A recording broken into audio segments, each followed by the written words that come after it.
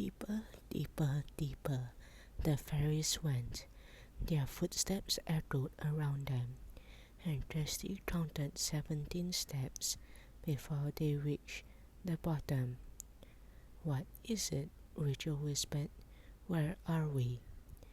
Seren held up her wand, and tiny bubbles of pure light burst from it. Each bubble floated upwards and attached itself to the ceiling of a narrow tunnel. It wound away from them in both directions.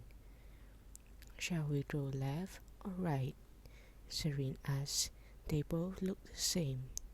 "Wait," said Kirsty, peering at the dark ground.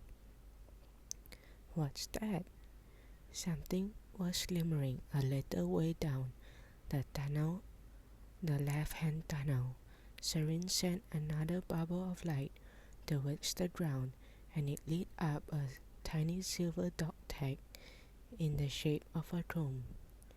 "That belongs to Widows," said Seren, rushing to pick it up. "It's from his collar."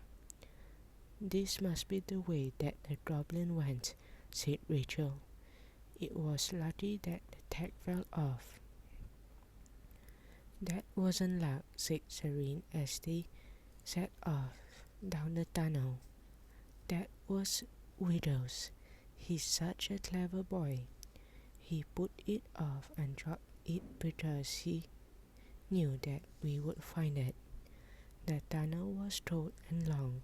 In the light from the bubbles, the fairies could see their breath in the air.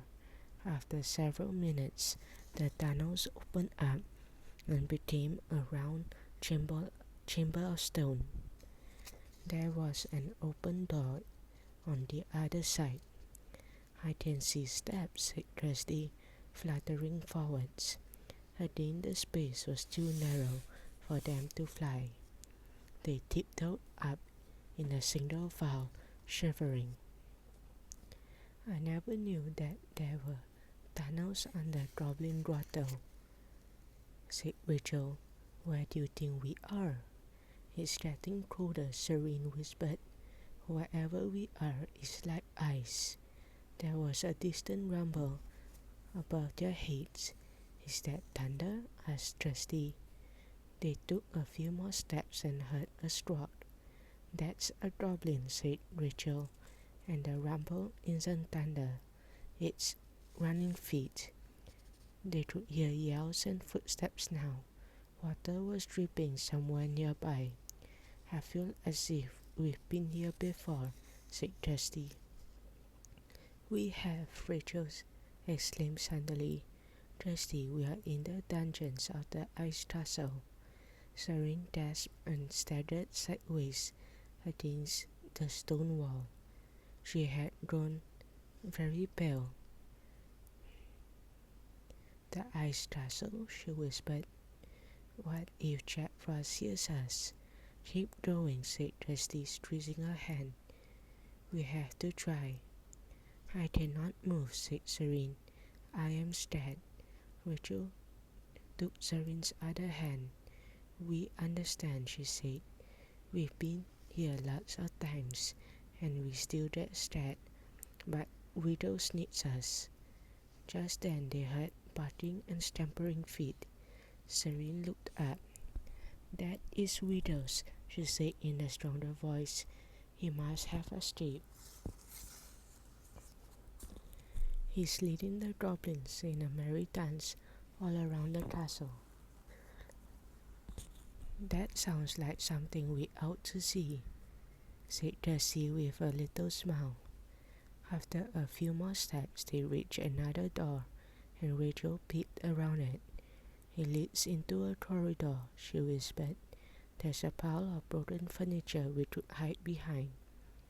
They slipped through the door and crouched down behind the cobwebby, three-legged chairs, red paintings, and cracked tables.